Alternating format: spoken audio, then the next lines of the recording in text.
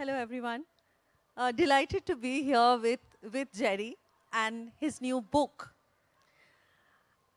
Let me tell you how this book arrived with me.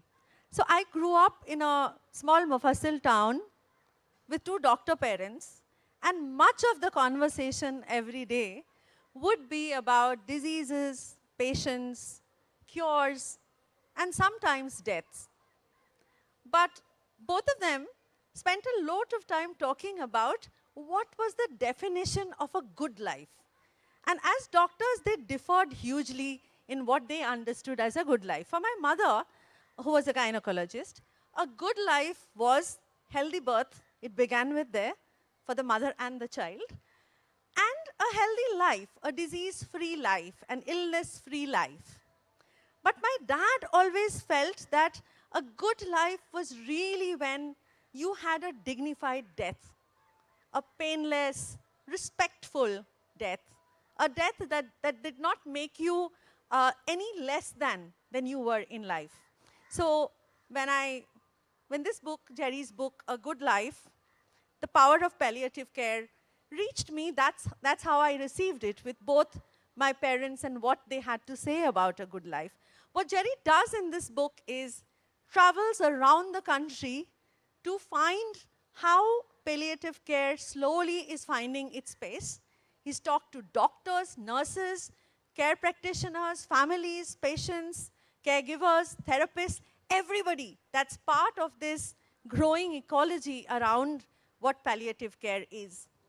But Jerry, I want to begin with, because many of us, including doctors, have very different understanding or definition of what palliative care is all about. I really stuck to two things that you said in the book. One, you said that from curing to caring. And the second, and this really made a lot of sense, is from palliative care being seen as something that is death-haunted to life-affirming. So I want to understand from you what you see as the definition of palliative care. Okay. Let's just think about health for a moment, you and I, together. What does health actually mean? And then, what does being treated by a doctor actually mean? How does it work? Every time you go to a doctor, you go to the doctor with the hope that you will feel better, that you will be palliated. Therefore, all care, at some definition, at some level, is palliative care. It should be palliative care, because palliative means to make you feel better. Why is it then that we needed to have a specific definition for palliative care? And the answer tracks back to the patriarchy. To begin with, all caring was woman-based, was in women's hands. When you felt ill, you went to your mother. Your mother would probably go to a nani, dadi, auntie, or a healer in the area. And if your tooth was hurting, then maybe clove oil would be put. If your stomach was paining, maybe you'd be given a little castor oil. All this was healing in the hands of women, and we repaid women by calling them witches and sentencing them to death. So when did men begin to take over caring? When did men begin to take over medicine? Two things happened, and the two things are, sorry, can't be here. It feels very odd to be so far away from you when the message is urgent and immediate, and I want every one of you to be listening to it and hearing it. Basically, it was taken over when antibiotics arrived and we could be sure of cure. It arrived when machines arrived and the stethoscope and the thermometer gave you numbers. It arrived when pharmaceutical companies grew huge and profits became large. And you could then say, insulin may be really essential to your health, but we will charge so much that you will titrate the amount of insulin in the US that you're taking, asking your doctor, what can I take? How can I take the minimum insulin to be healthy? Because the companies are making the money. So the entire medical system was taken away from women. It became male-based. And then because it became male-based, health became Disease became a war. It became a battleground. One of the most common things you hear about people who have cancer, for instance, is she was a fighter. Or you're told, fight your disease. Or you're told, get back at your body. You can't let this happen to you. This is your body. Your body talking to you. Why are you treating it as if it is some kind of battleground? It is not. It is a place of care and warmth and concern. You should be sending love into your body streaming, not talking aggressively and militaristically. So this is where palliative care had to begin. Again, medicine had to find its understanding of what it was actually doing, and two women did this.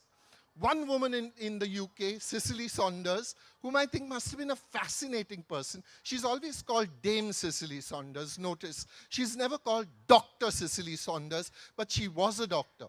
But she started as a nurse.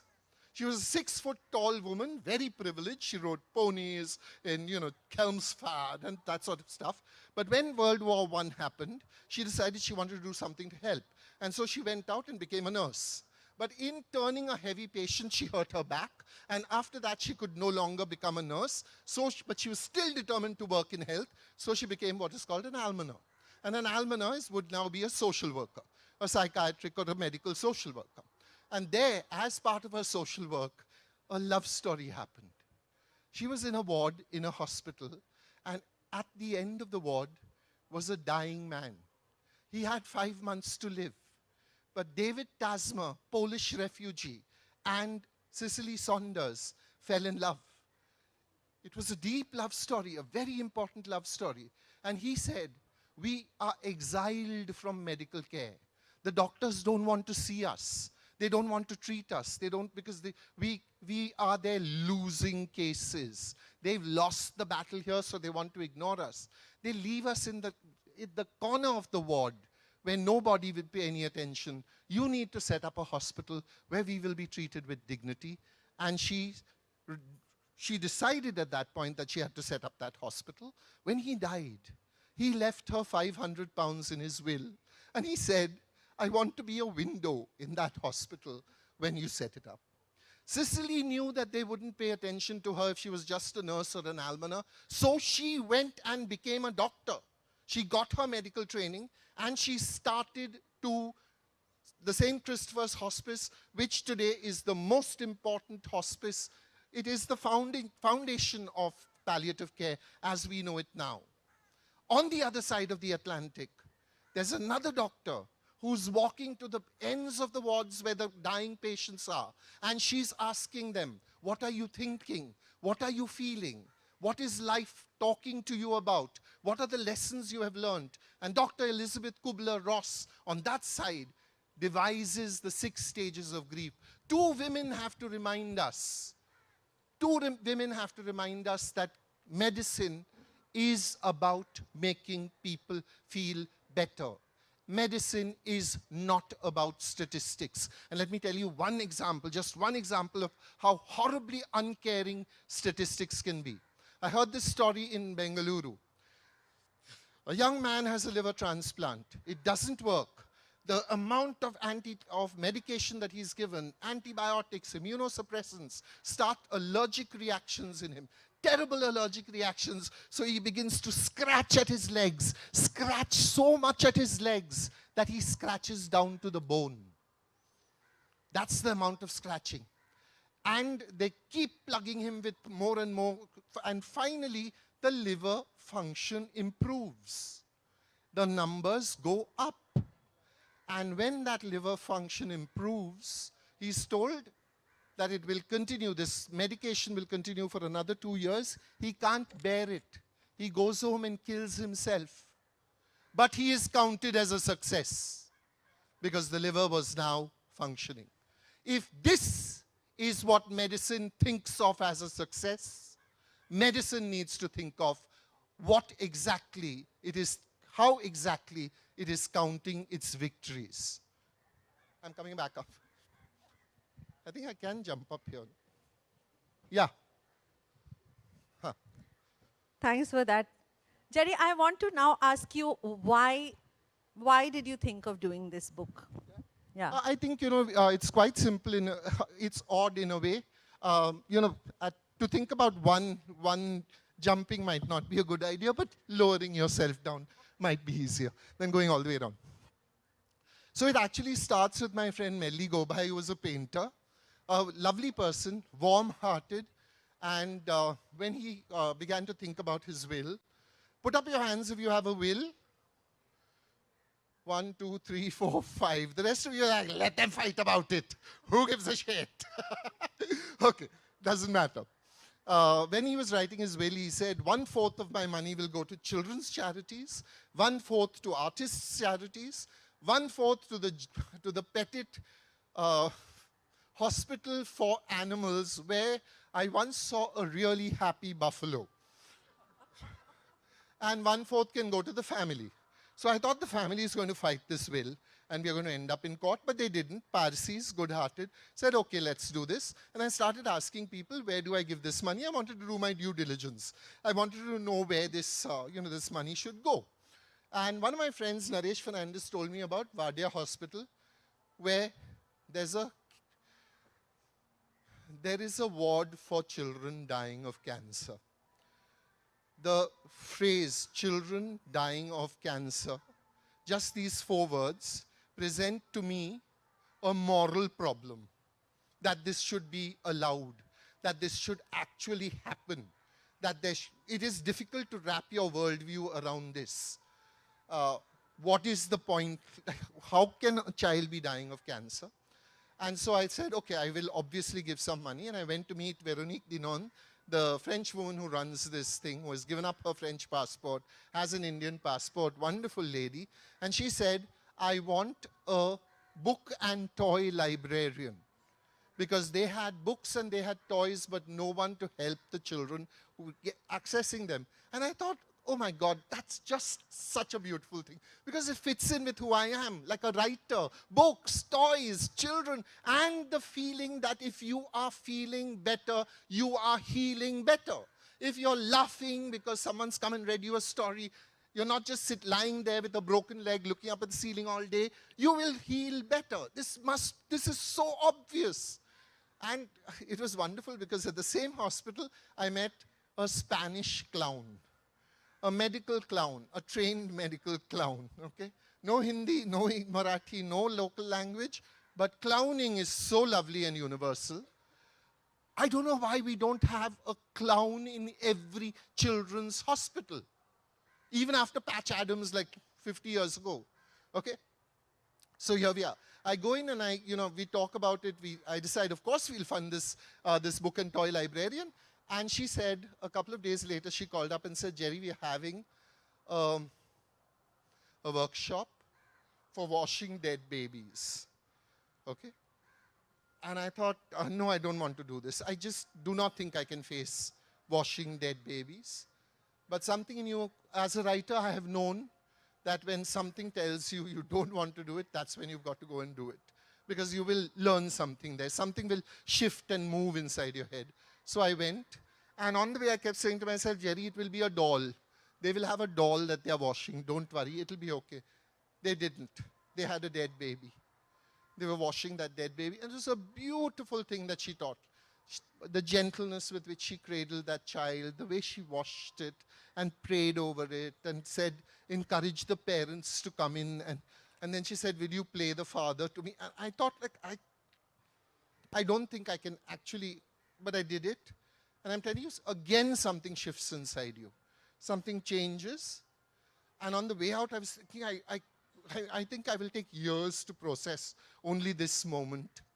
And I saw a student of mine coming in who said, I said, what are you doing here? So she said, I'm writing a book on palliative care. I said, I'm so glad someone is writing a book on palliative care. Very good. If that's wonderful and whatnot. And I marched off happily feeling, okay, someone's doing this job. About a few months later, I met her and I said, what happened to the book on palliative care? I'm so eager to read it. And she said, no, it didn't work out. I couldn't do it and whatever. And I was about a few weeks later, I was at a party and I met the person who wanted to fund the book on palliative care. And I didn't even know that I was going to go up to her and say, "Are you still looking for a writer?" And I went up to her and said, "Are you still looking for a writer?" And she said, "Yes." And I said, "I'll write the book." And she said, "Wonderful." And Arundhati, there I was, yeah. There you were. And what a journey it's been, because in the book, what you will see is how much he's traveled, and not just to talk to the practitioners, but actually going into people's homes, experiencing, I'm sure, even there, like your workshop. There also, you didn't want to walk in very happy. You were sort of dragged by your writerly instinct to go and do the things that you didn't really want to do. But I want to talk a little bit, and you spend a lot of time in this book talking about pain and the idea of how we understand pain. And I was reading, I was thinking, but pain is looked at so differently by different people, right? Atheists look at pain in a certain way, but people who are faithful, religious people, often look at pain as different manifestations. Sometimes it's a punishment for your sin. Sometimes it's something that God has given you, and therefore you have to suffer. And in suffering, so suffering and pain is so much part of spiritual processes. We see that in all religions. How does palliative care then deal with the faithful? The faithful have such a bad rap these days because, like most of the time when you're dealing with the faithful, you're dealing with the lunatics, with the people who are saying your religion is hopeless, come and join my religion, or stuff like that, you're just doing horrible things. Now, if I just want to stop and look at pain also for a moment. Pain was built into us evolutionarily in order to teach us. The burnt child avoids the fire. That is a teaching. You touch a flame, an open flame, because it's beautiful, and you learn never to touch it again. Now, what if your body did not have pain? You would be walking like this, and one day you trip and stumble a little and hurt your ankle. Now, normally, when you've hurt your ankle, what do you do? Sir, what do you do when you hurt your ankle? I look for a medicine or remedy. You look for a medicine. What do you do? I try and see if I can get it massaged. Great, massage. Or what do you do, sir? Medicine, no. Medicine. Rest, ice, care, rest, ice, elevation is supposed to be the best thing to do. Raise your legs, sit and wait for 1 week. It will get better. What if your body hasn't told you you twisted your ankle? The pain is, there is no pain. But the twist is going to get worse because you're still walking. You're walking and it is twisting and it is hurting and it is constantly hurting. And suddenly one day that twisting pain has come down and become bone cancer.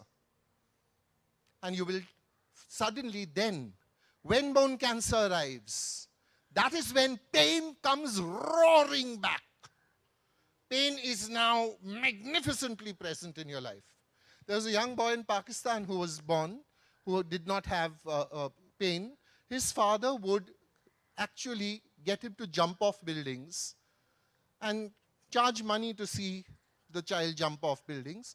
At 14, he jumped from the 3rd floor and died. So pain is your friend. It is not your friend. Not when you're hurt. Not when you're in pain. But if you have a way of, an aunt of mine had cancer, a very painful form of cancer. She was a nun, and she said, this is the suffering of Jesus. It helps me understand what he went through on the cross, and I will not take any painkillers. And at the same time, I will do all my work, and I will never cry out loud because I do not want to disturb anybody, and I do not want to also to make anybody feel bad for me. This is Jesus' gift to me. Fine. Palliative care would say, yes, you have figured a way of understanding your pain, of internalizing it, of accepting it, but most of us are not like that. When we are in pain, we want relief from pain. And pain can be so terrible that you don't, people come into hospitals in such pain saying, kill me. Kill me. Take away this pain. Just kill me because then the pain will end. Then they are given morphine. And 10 minutes later, they are asking for tea. They're sitting up and saying, can I have a cup of tea? Then they are saying, is chai mein bahut chini hai. Aur ek milegi bina chini ka. Okay, already they've become themselves again. They've returned to the center of themselves. So therefore, pain palliation is central to palliative care. This is the statistic. 4% of India has access to pain relief. 4%. We are the world's largest producer of natural morphine. Okay? But we export it to the West. And our people live and die in pain. Let me tell one last small story from Chandrapur. Okay. Now, because morphine is an addictive substance. Okay, morphine is a really peculiar gift that nature gave us. Okay, it became opium. Morphine is the gold standard for pain relief all over the world. Every time anyone tried to interfere with morphine, it just became much more addictive. The first bottles that contained heroin were sold as, hold your breath, cough remedies for children.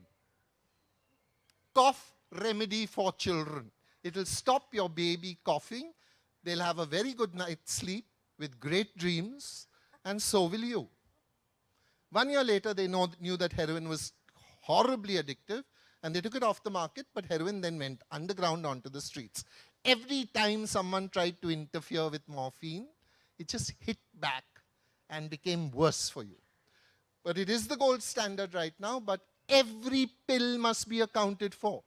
If you have 100 pills that you have taken as a hospital, you have to give a hisab of every 100 pills. If 99 pills are accounted for, one pill is missing, the doctor goes to jail. Doctors don't want this headache. They don't want to deal with it. They don't take morphine. They don't prescribe morphine.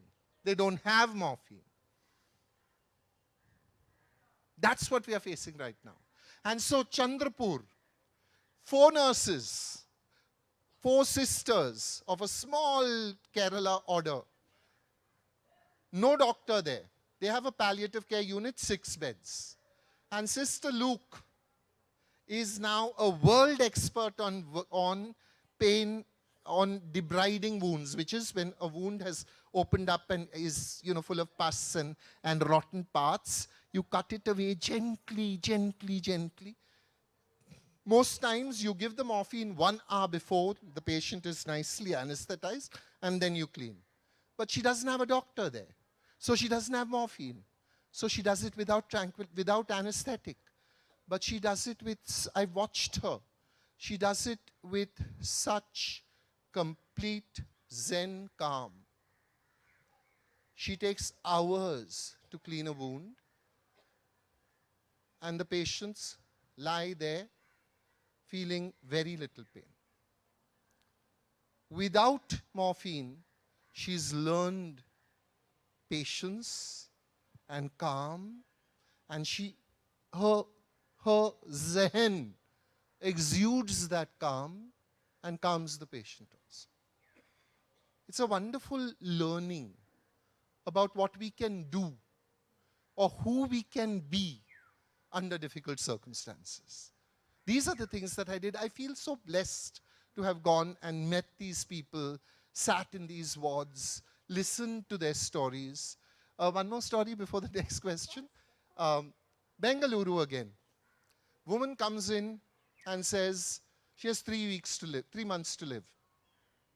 She says, I'd like to meet my son. They look at her papers and say, there's no son here. She says, yes. When he was 3 months old, I left him and my husband and walked out with my lover. Now I'd like to meet my son again. 30 years have passed. And the doctor says, where is your son? And she says, I don't know.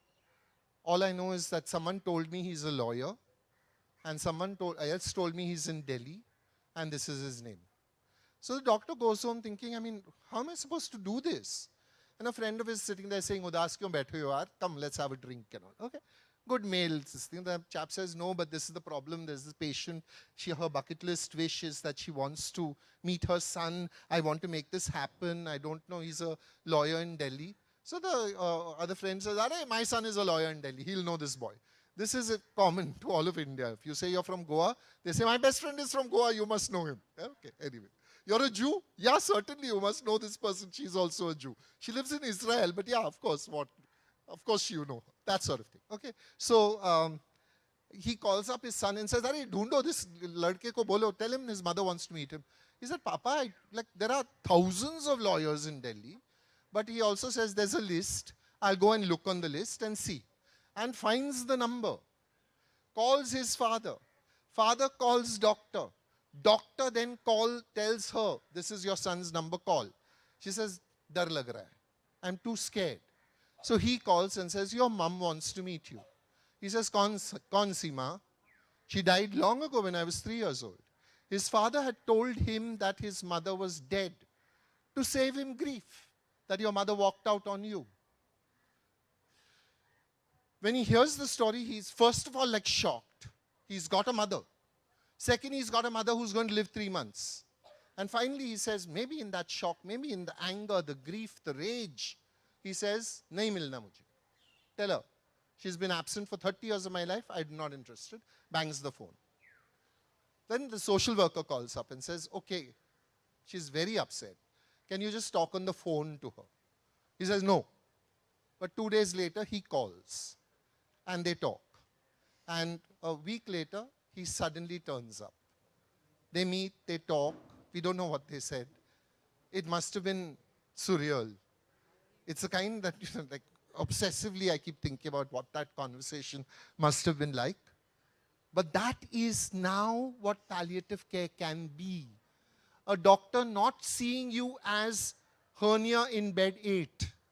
A doctor not seeing you as your blood pressure is out of control, but saying you're a person, a human being. And in your humanity, I'm looking at who you are. I'm looking at your history. I'm looking at what you want. I'm looking at how you want your life to be, and I'm going to help.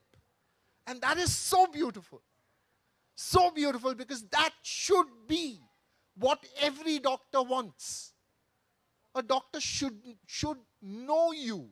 And in the old days, the doctors did. Your family physician, you walked in and he would say, "Jerry's still smoking. If you're still smoking, don't tell me anything about your cough." Okay? They knew. Now a doctor is likely to be someone in wellspringsofhealth.com. You walk in and there's a person who says, "Kya problem hai?"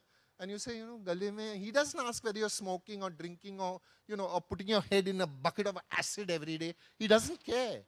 He tells you go and do tests because there's a kickback on the tests.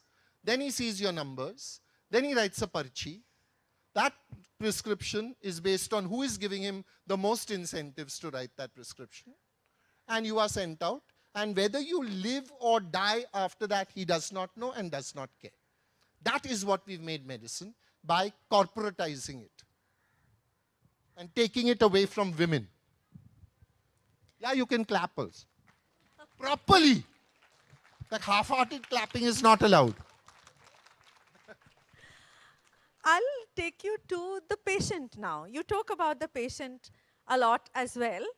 And especially when a patient is near death, you speak about how in India, there's hardly any patient autonomy. For the patient to decide what course of action must be taken, because either the patient doesn't want to tell the family, or the family doesn't want to tell the patient that the end is near.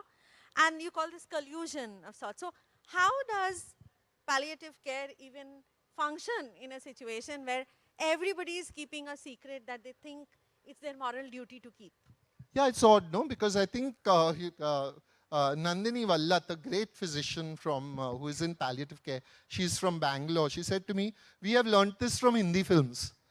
कि उसको बोला कि उसको cancer है, he says, and he dies. He has a heart attack and dies, okay? So people say, "वो tension में आएगा, don't tell him. Don't tell him what's going on." So either the family does not tell the patient what is going on, or the patient goes and hears the diagnosis but does not tell the family. Both of these are called collusion. And medical, sort of the experts say it is bad for everyone. And it is bad. First of all, I asked this guy, the first time I talked about this in a public audience, I was talking to young people, all 20 years old, all tucked in and, zippered. And it's just like they're very cute, but they seem like another species, all animal types, like very nice. And I'm looking at them and I said, don't you want to know what's happening to your own body? And one girl said, not really. I said, not really? And everyone's nodding, yeah, I know, And then one said, have you heard of the placebo effect? Okay, if you think you're healthy, then you're going to be healthy. Not if you have cancer. If you have a cough and cold now and you say, sorry, I don't have my glasses. Yeah. If you have a cough and cold, you say, no, I'm going to do mind over matter, and you go out into the world and work, and all, you may feel better. You have stage 4 cancer, placebo effect is not going to work. Now, I was in Visakhapatnam, and there was this young doctor talking to a family. The family had been given a diagnosis. This man has 4 weeks to live maximum. The doctor says, do you want to tell him? The family says, nahi, batana nahi hai, it's okay. He said, but says the doctor, if you're going for an exam, don't you think you should know what the exam is? Then you'll be able to prepare. She's thinking, nice analogy I have given. He says, nahi, वैसे ही कुछ copy करके करेगा. Says the young man. This is the Indian solution. Chitti pocket mein le lo. She said, but it doesn't work with life and death. Na? So maybe you should tell him. He said, nahi, tension mein aayega, hum bata denge. He said, do you want some help in telling him? Nahi, it's all right. A few weeks before this, I had seen this happen. A man who was refusing to meet his family because suddenly he'd been taken to palliative care in a hospice. And the woman in the next bed said, Kya, aapko kaun sa cancer hai? And he said, no, I don't have cancer. So I just have like some indigestion problem. She said, nahi, idhar sabko cancer. When his family came in, he said, come here. Do I have cancer? And they said, what to tell you, daddy? Yeah. And he said, how bad is it? They said, he has like stage 4. So he banished all of them. He said, I don't want to meet any one of you. He told everybody in the hospice, you will not let them come near me, my family. And he called only 2 people, his lawyer and his CA. He made his will. He cleaned up everything. He wrote I don't know what he wrote in that will. Give it all to the hospice. I'm not giving these people anything. He wrote his will. He did everything. He asked to meet his sister whom he had not talked to for 30 years because she had not put his name on the invitation card on the time of her daughter's wedding. 30 years he had not talked to his sister, but she came and they cried and they said, sorry. And she said, how you didn't tell me that you were dying? And he said, I didn't know I was dying. How I'll tell anybody? Okay. Yeah. So then she said, Arey, paad ho gaya. I'm sure like she would not tell her family. But anyway, be that as it may, I have this to say about collusion. You know your family. You know yourself. You get to decide. Because that tracks back to patient autonomy. You get to decide. Do you want to know the bad news or not? I personally would like to know the bad news. Some people would not. That's for the family to decide. So as the writer of a book on palliative care, it's my duty to say to you, collusion is wrong. Because the medical fraternity and everyone everywhere says it is wrong. And if you know that you are going to die, you get to choose what you want to do. That time is going to be really precious. Okay, actually all time should be precious. But that time is really precious. You get to do your bucket list. You get to, make up with that sister you're not talking to for 30 years. Okay, you get to do all this because you know. Because if you don't know, you're just living from day to day. Thinking, I'm going to get better. Postponing everything. There you go. So I have 2 more questions and then we'll open it up Sure. for the audience. I'm sure they'll have more questions for you, Jerry. So, you in normal medical care, except for the doctor, every other caregiver is made very invisible in the modern sort of practice of medicine. I've seen it with my parents also. You only spoke about what doctors do and how doctors think and what decisions, and every other person is completely not there, even when so much of the work that goes into medical care comes from them. But this book, that's why. That's why this book was important, because you look at this entire, as they say, the village that looks after the patient, the doctors, the nurses, the various kinds of therapists, the caregivers, the family, and the patient. So, and you keep saying that the doctor cannot do it alone, especially palliative care. So, share with us a little bit about what this world looks like. Lovely question. Thank you, Arundhati. What a wonderful person to have to talk to, who's read the book, which is like the first thing. And the second thing is who has lovely questions to ask. Fundamentally, Cicely Saunders changed everything, right? Because she said, you keep thinking about the patient in terms of physical pain, but there is psychological pain.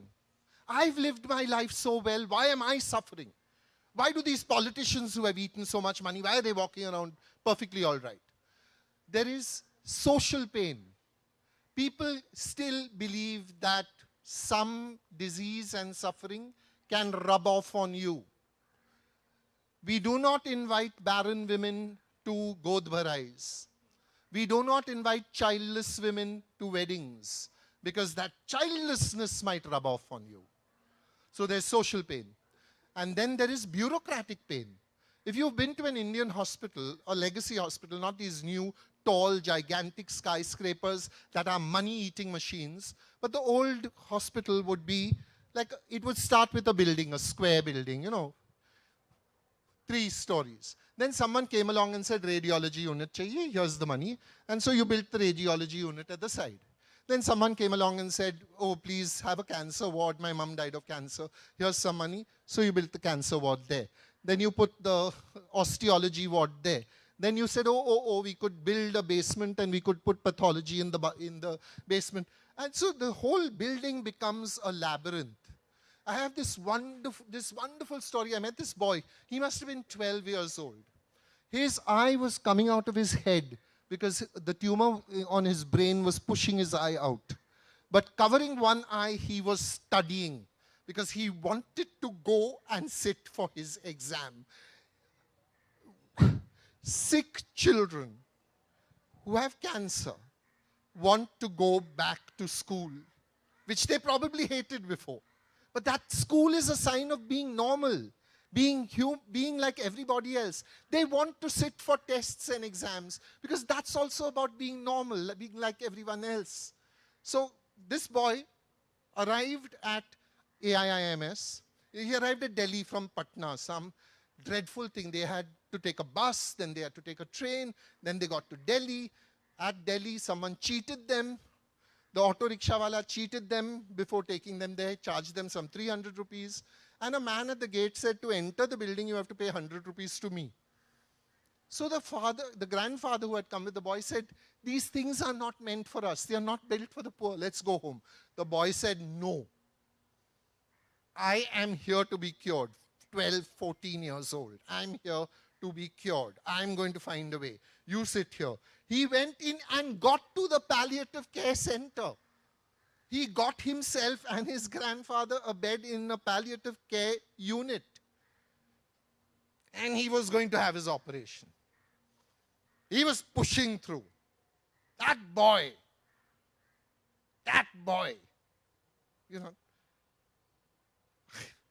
14 years old from some village in Bihar, but willing to take on the institution. Which means every hospital, sometimes our hospitals are not patient-friendly. The patient walks in and someone says, go and get an ECG. They don't know what an ECG is. They don't know where it is to be got. Sometimes they don't even know what department is going to look after them because the names are all in English or they are in highly Sanskritized Hindi. No one says, haddi ki bimari idhar jao. Okay, which is what you should be saying. Dil ka problem lagta hai, udhar jao. You should say it like that. No, it's cardiology. And what is cardiology? You have to know that cardus means heart in Latin. And therefore we have named it cardio-fuckingology. Really? Seriously? Can't you just say heart problem udhar? So now in Tata Memorial in Bombay, they actually have a bunch of people called Kevats. Kevats is the word for a person who rows you across the river. So as soon as you walk in, a Kevat comes up to you and says, what's the problem? And you say, this is like, because everyone who comes to Tata is in stage 3 or stage 4. The poor have a great ability in India to bear pain, and they come only in extremis. And so then that person says, okay, ENT, come this way, and guides them through the process and stays with them till the end. And that is where palliative care should be beginning. At the beginning. So that someone's holding your hand and saying, you feel alone. Susan Sontag has said it beautifully. We all have 2 citizenships. We have one citizenship in the land of the healthy and one citizenship in the land of the ill. And at any point in time, something will slow down. Something will shift. Some gland will not produce as much as it should. And you will move citizenship. You will suddenly get citizenship in the land of the ill. And then you will need to know that you are not alone. You've already talked about, the difficulties of modern medicine and the problems it has. But you do talk about integrating palliative care in medicine. What do you think is the biggest obstacle? The biggest obstacle is the belief that doctors have that that the light shines out of their anuses. Okay? If you have ever been in a hospital, you will know that the person you are most likely to interact with is a nurse. Because nurses are there 24 hours. Doctors swan in and swan out. Okay? They come, they arrive, they stand around your bedside. They're not even sitting down to talk to you. Palliative care doctors are instructed, sit down. If I am actually on the same level as you, and I'm looking into your eyes, I am now inserting your humanity and asserting my recognition that you need my time and my attention, mine, and we are in this together. That's a good feeling for a patient to have, instead of having like 10 people all standing around and the doctor saying to all the students, this is a case of herniated ileum, and the multi-acrosactical has invaded the penderopelitipitium, and everything has gone bad since then. And of course, patient has a problem with alcoholism as well. You can never rely on these people to know what is good for them. You have become like just this series of problems. The palliative care revolution requires doctors to know that they are primus inter pares. They are the most important, but they are equal to everybody else. Okay? If your hand is trembling now because of Parkinson's, and you cannot drink your coffee unaided, the central human problem is often of dignity, of wanting to be able to do it yourself. So a weighted cup would help you. And knowing that there is a weighted cup, that will help you control the tremor in your hands, is what a doctor will never tell you. But the therapists who are there will tell you. And you will often feel much gladder that there is a therapist than there is a doctor. So palliative care requires doctors to climb down from the pedestal on which we have all put them. George Bernard Shaw said that the doctor is now the priest in the 20th century. We confess to the priest. Yeah, I drink a lot. And like the priest, we tell lies also. Yeah, occasionally. Once in a while, not very much. Okay? But we now treat them with that, as if they are shamans. They have great knowledge because of their naming, their power to name. Because you want a diagnosis. And what is a diagnosis? It is a name. Someone has the power to give you a name. To recognize that health is an ecosystem. And that no doctor can make you healthy if you don't have a good water supply. If your air is not clean. If your ground is not poisoned by fertilizers and chemicals. We are all we must all be involved if we are to be healthy. It can't be a doctor's responsibility. Yes? Ladies and gentlemen, Jerry Pinto is all yours now. A couple of points. The last part, integration of medicine with palliative care, and your earlier Bangalore, that liver patient example. Yes, corporatization of pharmas is bad, and that. But what about in some of the cases, the scientific advancements need that experimentation? So what's there that contradiction with palliative care? And Okay, make a guess. Make a guess. Quick question. What percentage of diseases do you think modern medicine can cure? Percentage-wise. maybe Make a guess. maybe 50%. 50%? Optimistic. Maybe 10%. 15% max. The rest can be handled. They will be with you for the rest of your life. You will always have that diabetes. You might live and die with schizophrenia. You might have the ability to manage it and maintain it, but not to cure it. Let's begin with that. When you have, okay, the reason why I took up, let me finish this. Okay. When AIDS broke, everyone ignored it. Everyone. Why? Because it was assumed that gay men were getting it, and gay men could die because they were against God's law of men sleeping only with women to produce babies. They were doing these dirty things, let them die. How long did it take for the whole of the world to produce one COVID vaccine? 9 months. Exactly. How many years before the antiretrovirals kicked into action? 10 years of death. That's on the pharmaceutical industry. The pharmaceutical industry then takes the antiretrovirals to Africa. Thank you. And in Africa, thank you so much, they are selling them for $100 a capsule. What are they saying? Die, Africa. You're black. Die. We don't care. Indian company gets up. Cipla Pharmaceuticals says, this won't do. They re-engineer the molecule. Send a capsule to Africa. 10 rupees per capsule. Live Africa. Don't tell me the pharmaceutical industry does not have blood on its hands. Every shareholder in a pharmaceutical industry is guilty. Because yes, they have done, thank you so much, yes, they have done a great deal of good. Antibiotics itself. You scratched yourself. My uncle died of gangrene. Not too long ago. My uncle died of gangrene. Yes, and now gangrene is avoidable. Okay? But we must remember also that where you put health into the hands of the profiteers, Then you are not going, and you and I, we will benefit.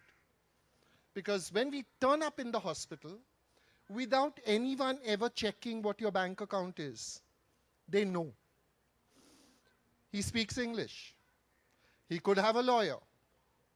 He is well aware. He has Googled and come. Okay? They are treating you differently. Go and see how they treat a poor person. You would be very surprised. So, 1 minute. I'll get to you after another question. Who's the next? Yeah, go ahead. Can I ask you Okay.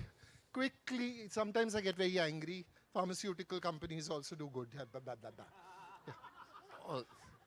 your views about palliative care? Earlier, there was a society at large to take care of elderly. Today, it's all senior assisted living. In this current context, how do you see that panning out?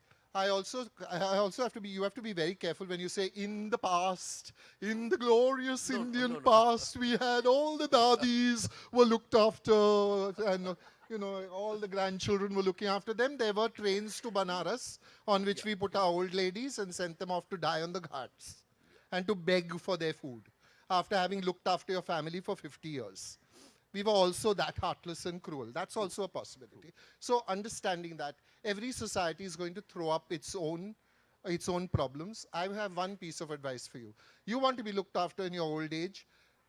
Have money. And read Shakespeare. King Lear will tell you what happens if you give your money to your children early. Huh. That's why you have to read the classics. They have good advice for you.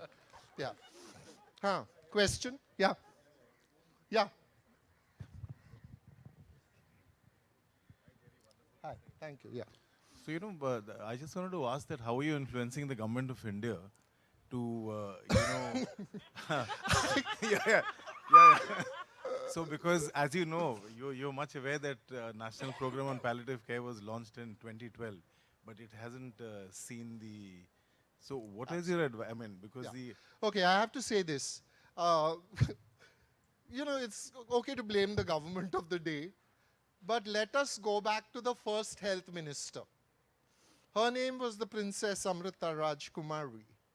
And she was not only a princess, but she was a Punjabi and a Christian. So she thought that it would be a very good thing, because she didn't want any family planning. Christians are against family planning.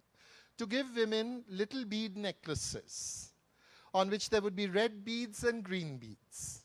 On green days, you could have a little happiness with your husband. And on red days, you were not supposed to, because then you might get pregnant. Now imagine an Indian husband in a village coming in and saying, "Arey necklace dikhao. Green bead hai kya lal bead hai?" He is not going to ask that question, first of all. So eventually a baby turns up. What do babies love to do? They love to grab at you in general, and they would grab at the necklace and break it. And then the woman would put the beads back as she wanted. Okay. So the bead necklace idea of population control failed significantly. Okay? As all health failed significantly, because we have never had a budget that took health and education beyond 3%. So how do you talk to the government when it's not interested in health? So this government, which said it was interested in health, decided to make an insurance policy that enriches insurance companies. But it doesn't have anything to do with the availability of anti-snake venom in Chandrapur district. It has no availability of, it is almost always all the lovely things that you have heard are people. Sanjoy Hazarika traveling on a ferry between Majuli Island and Assam, watches a woman in labor die because she cannot, it takes 2 hours, that ferry. It is a huge river and a huge island. And decides to put a hospital on a boat and send it down the river. Okay? Fatima Sayyad, her daughter is born with cerebral palsy. She says, not happening. We can't treat people like this. She writes a letter to Nehru and says, give me place for a hospital where I can put up a hospital for children who have these problems. So he gives her a place in the back of the Beyond called Sion in Bombay. It's like a really awful place. She writes back and says, children are sick, Nehruji. I want them to be able to look out at the sea. He gives her a place by the sea. But it had to be a woman asking. Your health is your concern. But everybody's health is also your concern. I'm coughing right now. You might be infected with my cough. Yeah? Health becomes everybody's concern. But right now it is nobody's concern. Yeah? Question? Thanks. Jerry, we are done with time. Time up? Yeah, Okay. yeah. I am available, hanging about, walking around, happy to answer any questions about palliative care in India.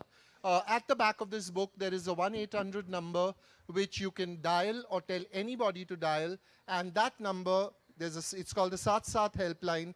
They will tell you where palliative care is available, closest to you. Most palliative care is free.